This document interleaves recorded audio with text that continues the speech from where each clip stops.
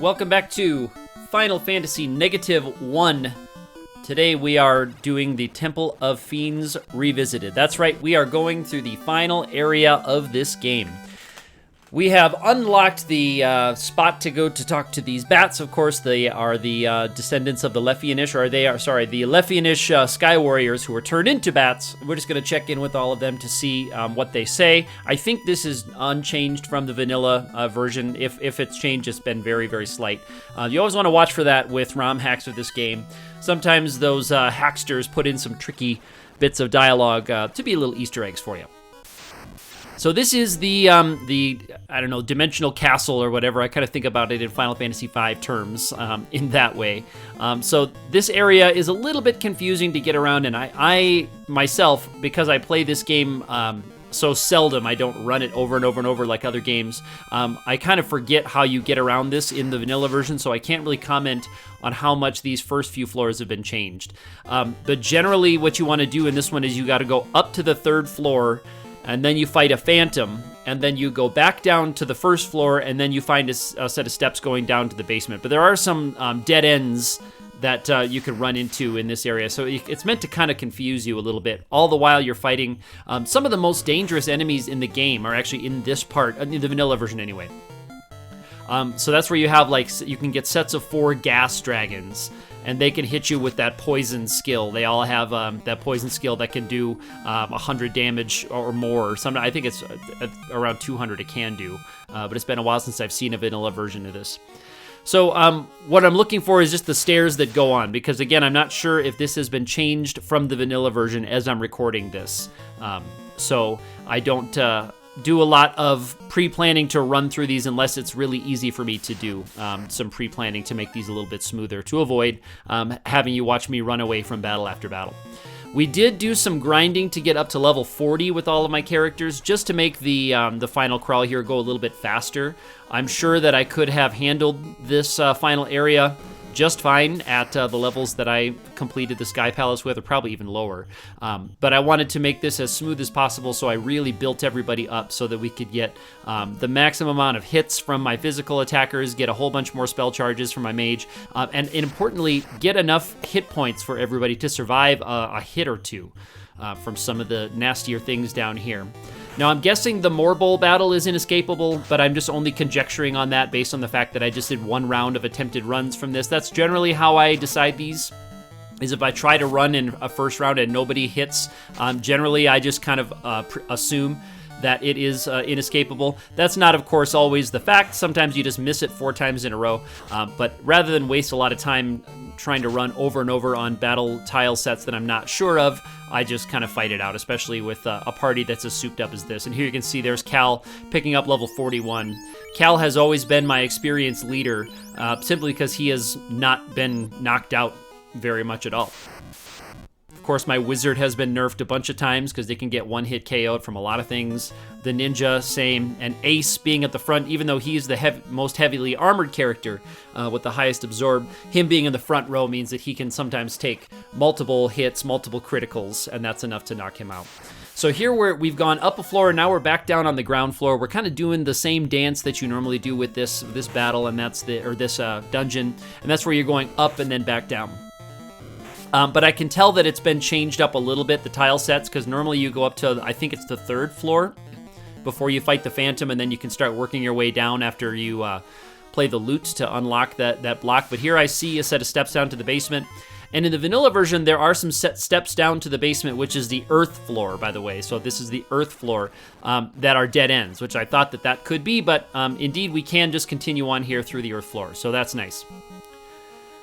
Now, with these ones, you're always looking for the set of steps going down. In the vanilla version of these floors, there's always a set of steps going down, and then they are protected by a second battle with the Elemental Fiends, in a slightly souped-up version of the Elemental Fiends, so they're not the exact same enemy. We call them like Lich 2, Carry 2, Kraken 2, etc. So we're looking for those set of stairs, but I'm also trying to show you everything that's on these floors. I did go to the Southwest Castle in the other videos, and I picked up, there's the set of stairs going down, but I'm going to keep exploring.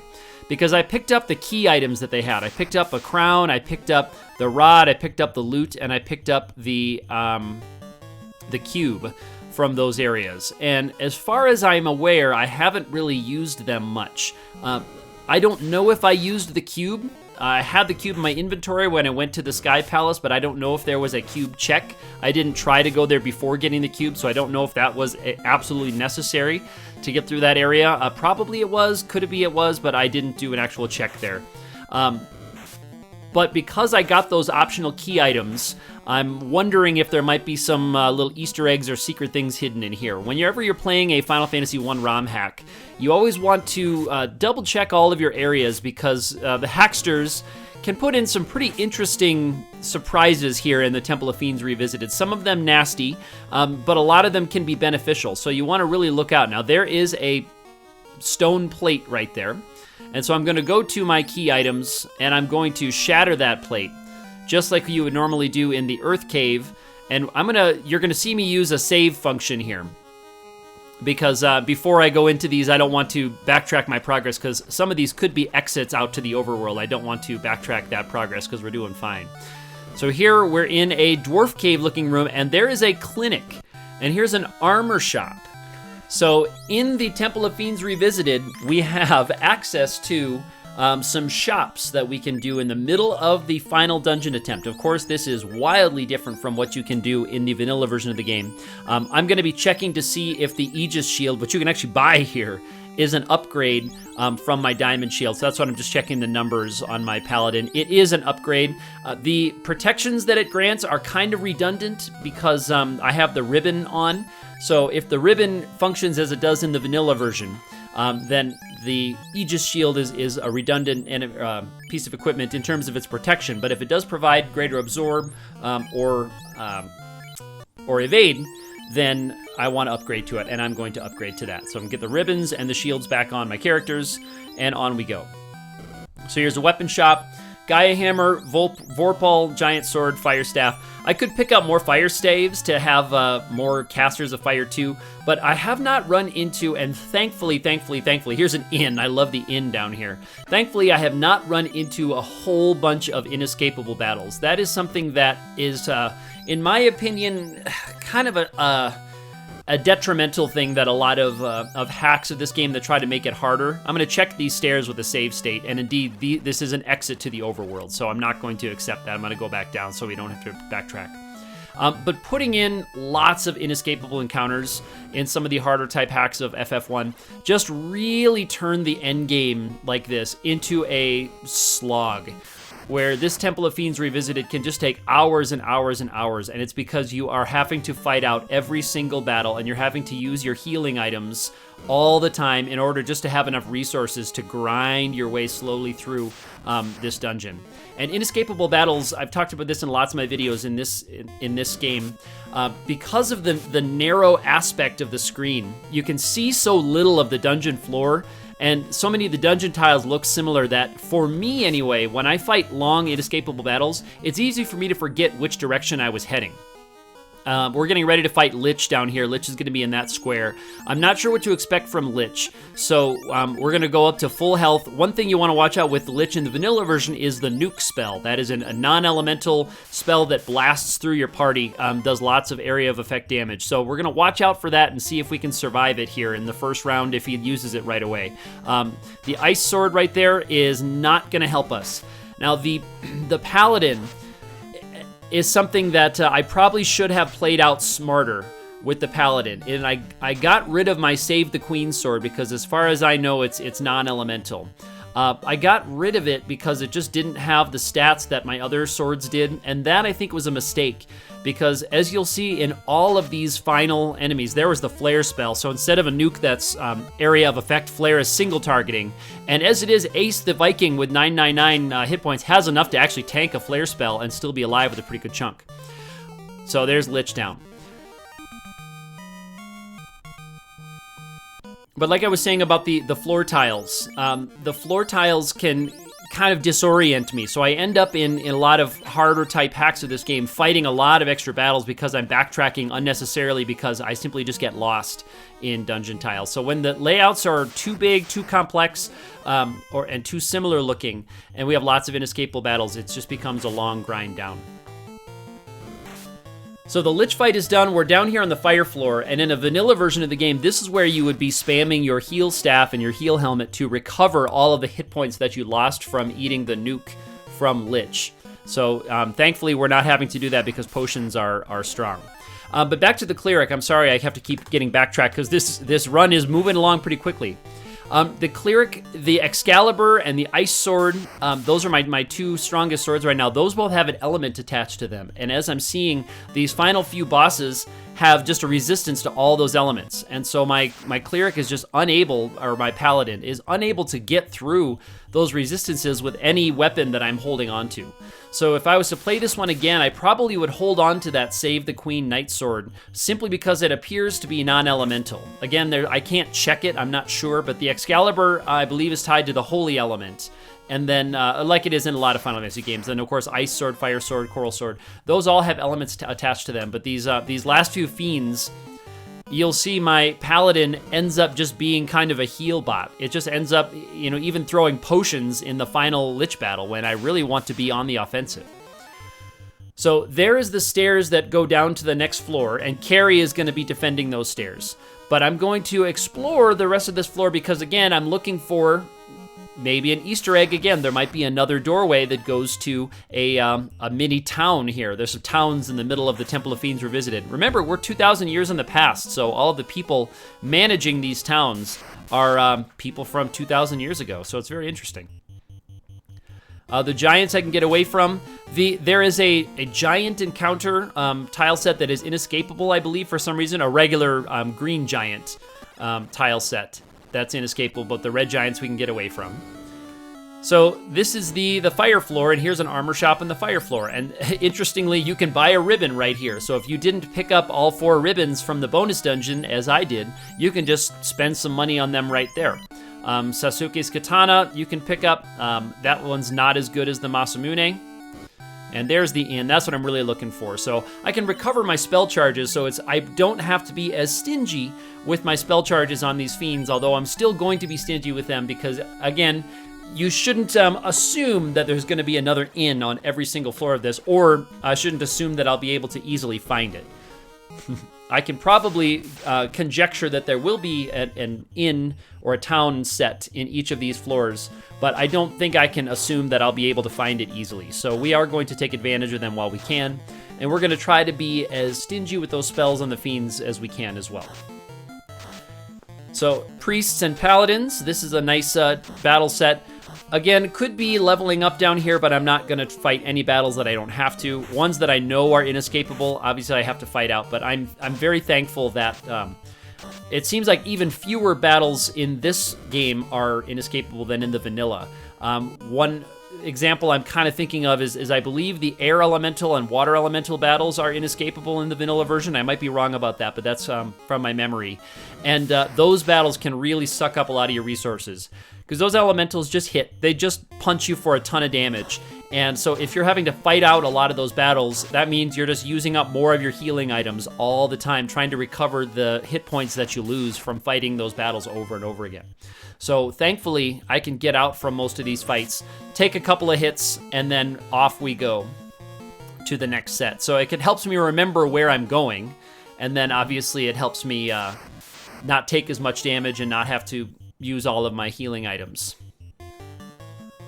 So here's another doorway. We've already found the shop in the town here on the fire floor. I'm not sure if this is going to be a trap square, so I just save my stat right there. And then there's another Aegis Shield. So I bought an Aegis Shield back on the earth floor, and then now here's another one. So if you have characters that can equip it, that's a pretty nice find right there.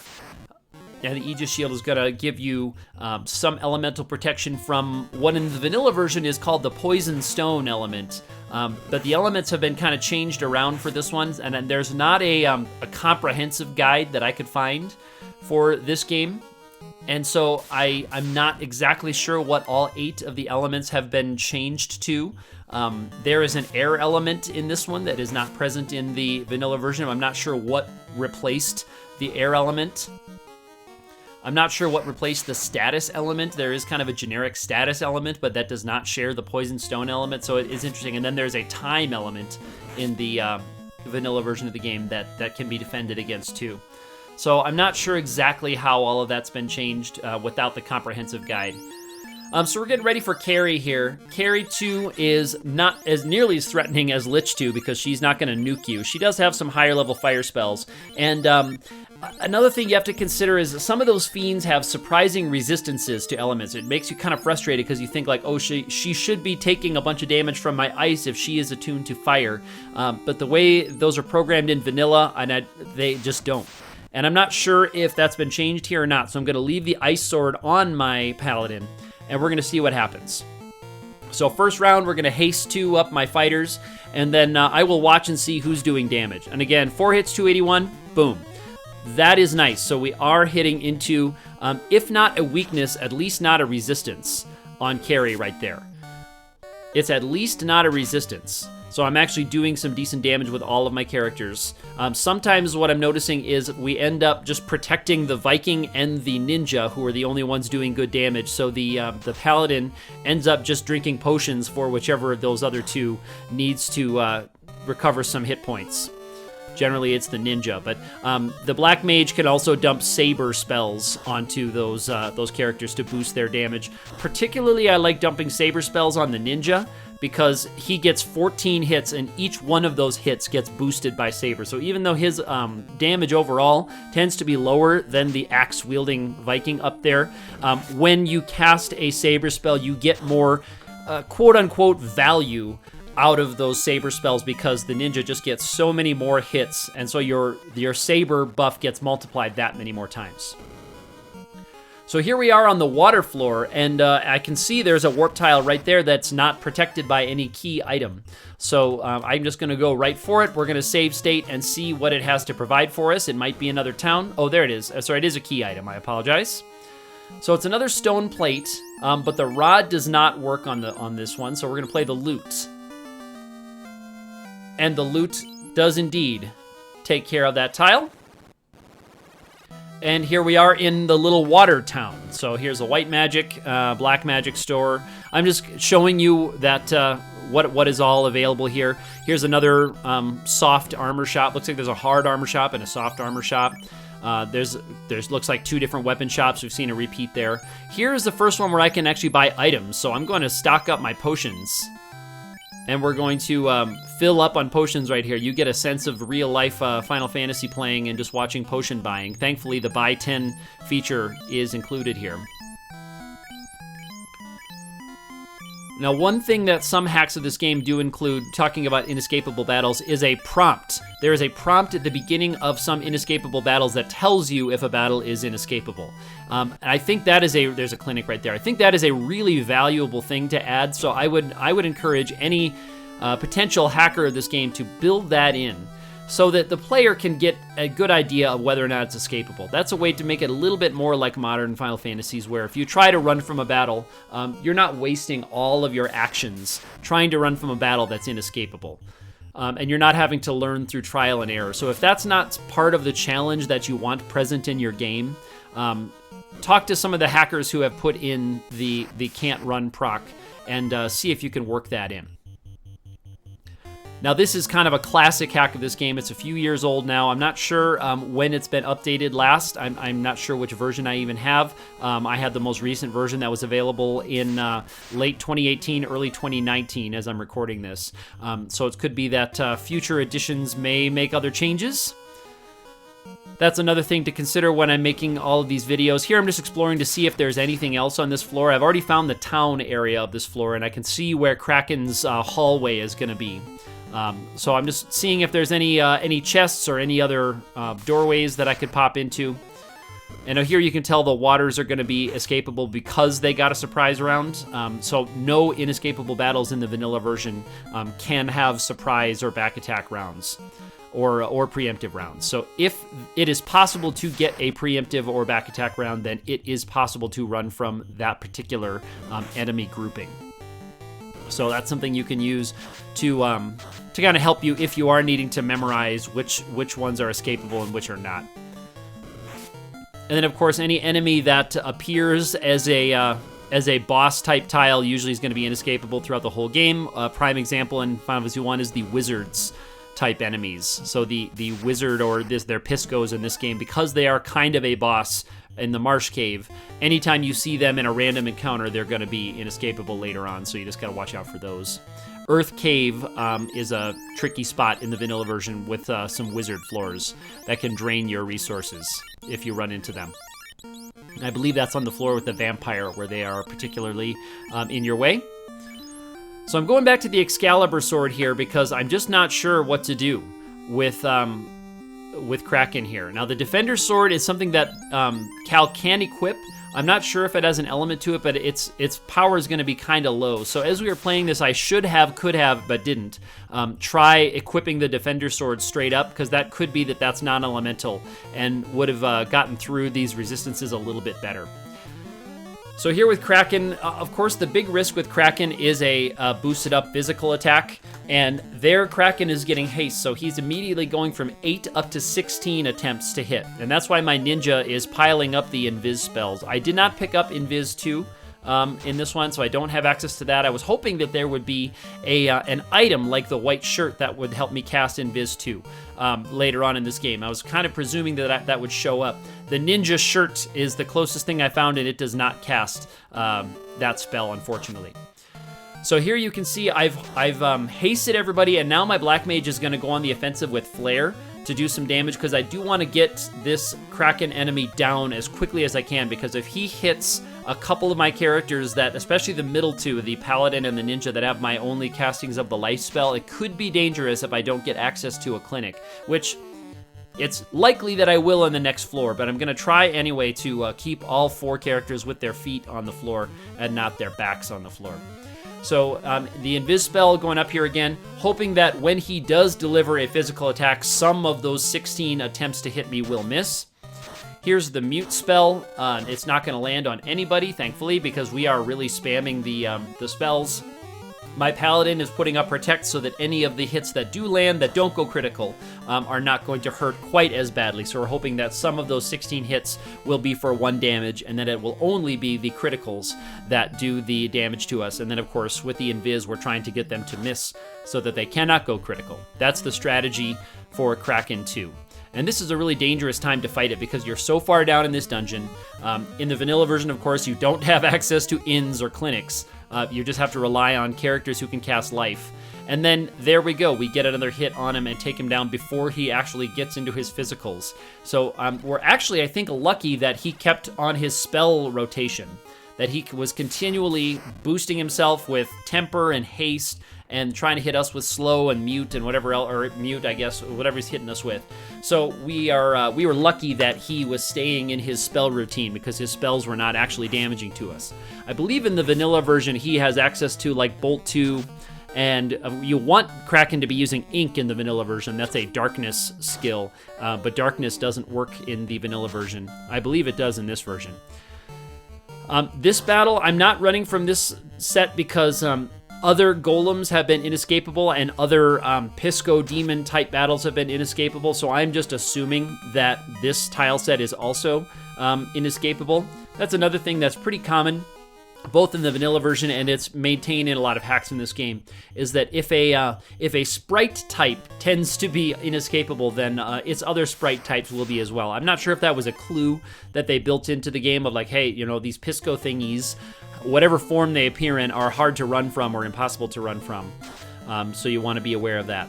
And of course the eyes, these are inescapable, and having 2 of them can be nasty if they start landing stuff, but thankfully we get some good damage on them right away.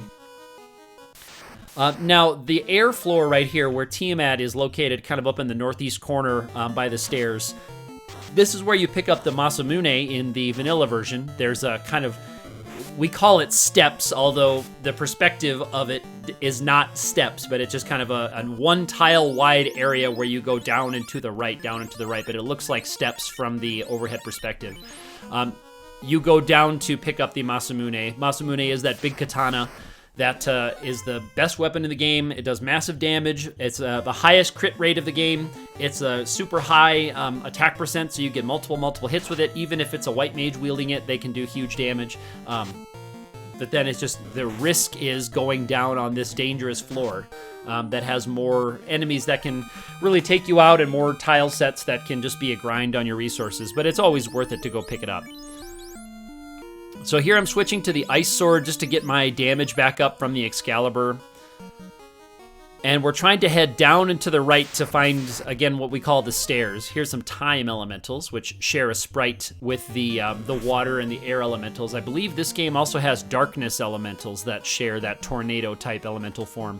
The other elemental sprite is the more humanoid sprite. That's where you're going to see the earth, the fire. I believe this one has a holy elemental that shares that sprite type. The sprite type of the humanoid-looking elemental, but then the tornado elementals are also pretty cool for air and darkness. I think it's a cool elemental type. So there's a warp tile. We are going to save in case there is a sudden warp tile that goes up to the world map. We don't want to deal with that. There's a 50,000 gold in stay, pretty nice, and we're actually finding a way to spend all of this money. We came into the dungeon here with 6 9s as our money, so we were just short of 1,000,000 gold. But we're finding a way to spend it because 50,000 on each floor is enough to put a nice drain. Plus, I bought the Aegis Shield there before, and they picked up another one. Suppose I could sell off my my other Aegis Shield. Make some extra cash.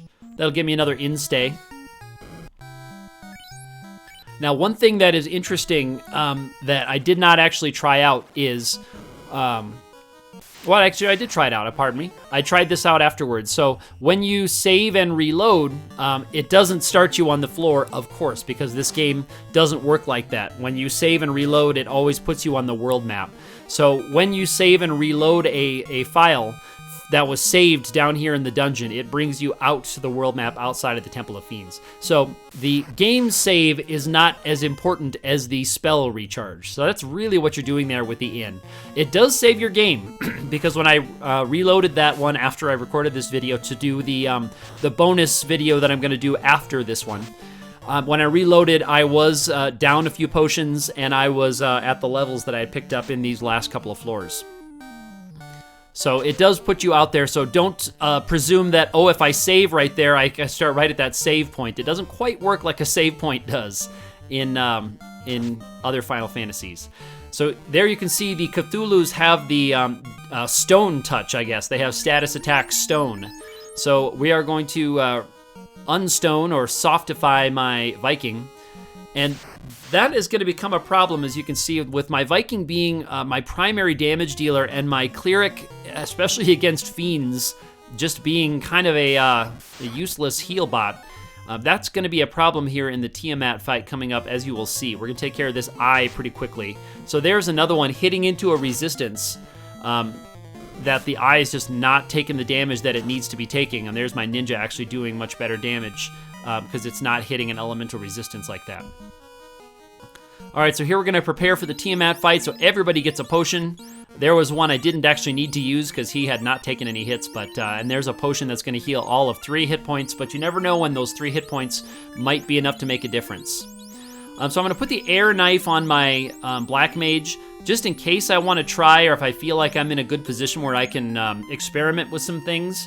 I'm going to try the air knife to see if that has a weakness to the air element up here. It's kind of the air fiend, so you would think that it would resist that, and it's the poison element that usually Tiamat is susceptible to that you want to mess around with, but I don't have a poison elemental weapon that I know of, unless that death sword is one, but my Paladin can't equip it because it's a dark sword.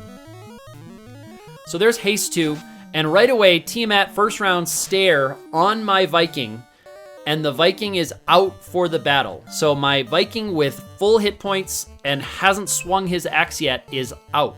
And you can see Cal there, even with the boosted up haste weapon, did no damage. 9 hits for 9 damage on Tiamat.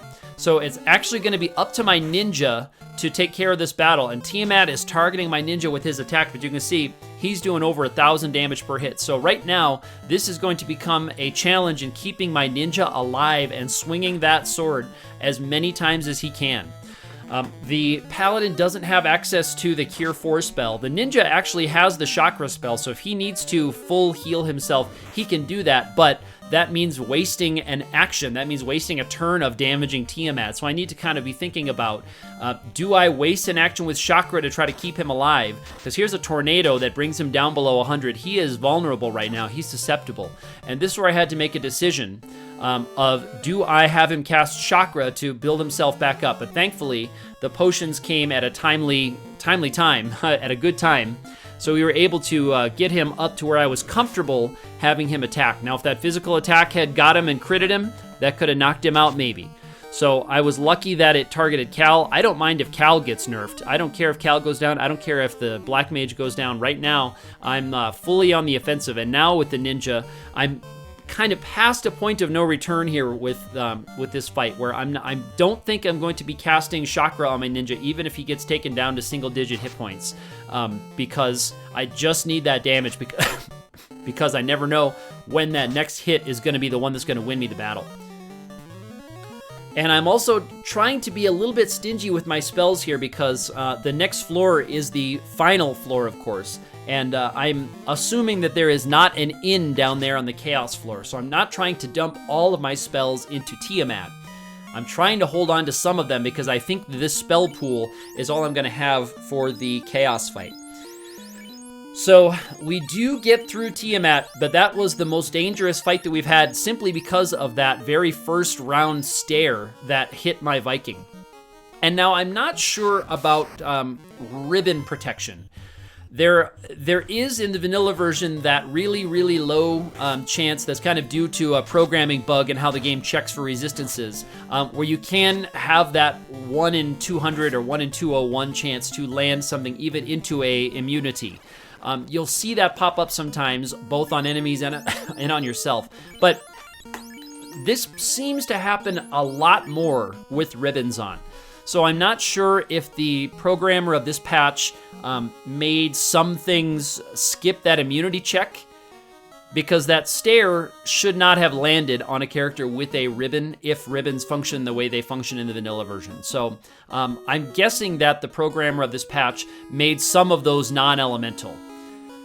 So kind of a classic in the vanilla version, the Sorcerer's Death Touch attack is not a death status attack. It doesn't have an elemental affinity to it, so it can hit through a ribbon. And I'm guessing that the program of this patch made some of those things non-elemental, where they apply a status, or they apply instant death, or they apply stone, or whatever, but they don't have an element attached to them so that it skips the ribbon check. That's my guess. But again, without access to a comprehensive guide written out, they're only things that I have kind of extrapolated just from watching the game based on observations of the game and knowledge of how the vanilla version is programmed. So the Excalibur here on Cal, I'm just hoping that maybe Chaos doesn't have a resistance to the holy element.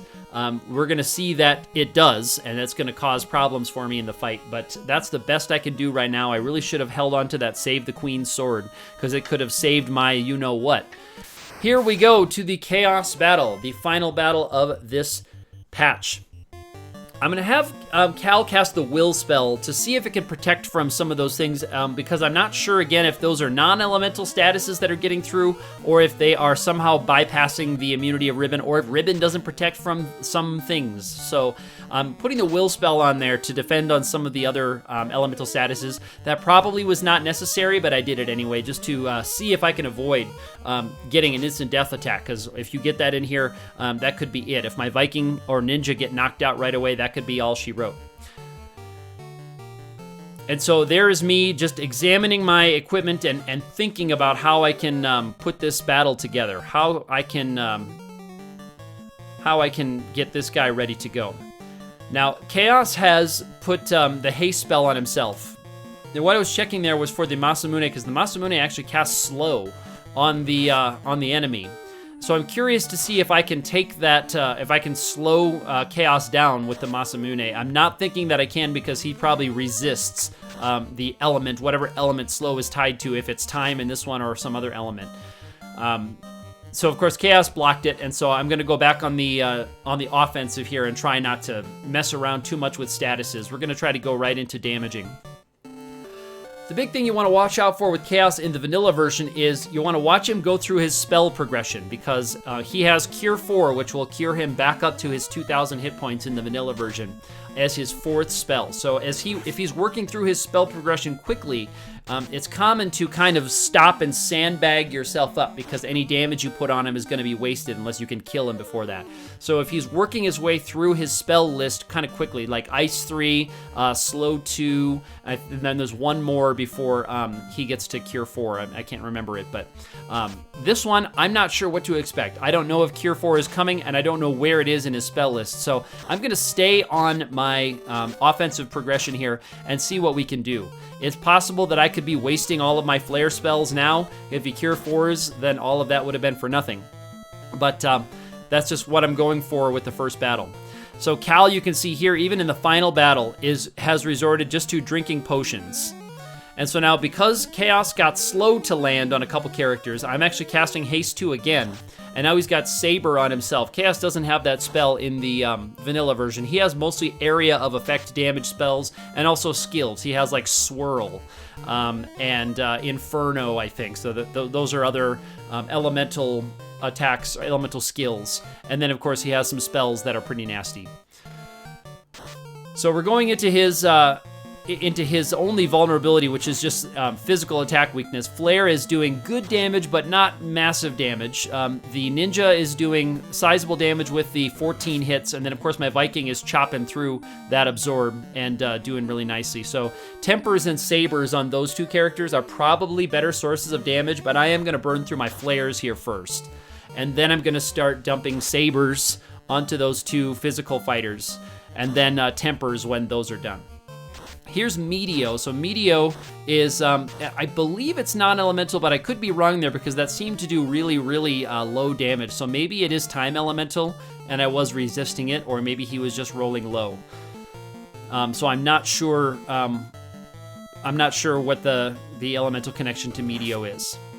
So there was a huge hit on my Viking. Thankfully, he had enough tankitude to survive it, so he's going to take that one down. There's the Saber spell on my Ninja. And again, you're getting a lot more value on a spell that has, on a character that has so many more attacks. So the Saber spell is really well used there. And now Heal 2 is going to be a pittance of hit points that it's going to heal. It's not going to be significant, but at least it's going to be something. So there's 14 for 439. 5 hits for 656. There's another Saber on the Viking. And I'm wondering now if they wouldn't have been better spent on the Ninja, if my other Sabers would have been better spent, because they could have really boosted him quickly. But he has gotten one. He's benefited from one. You can see I'm out of Saber charges, and I'm trying to decide, should I go for something like Quake, or should I just boost my Ninja again? I think it was the right choice to try to boost the Ninja again. Quake, I'm guessing, was not going to do very much damage. There goes my Paladin, but my Paladin was not doing very much to help this fight. And then, as it is, the next round, we do take out Chaos, or later in that round, we take out Chaos. So that is it for Chaos, and that is it for this game, except for the bonus video that is coming later this week that just shows one more last little tag ending for this video.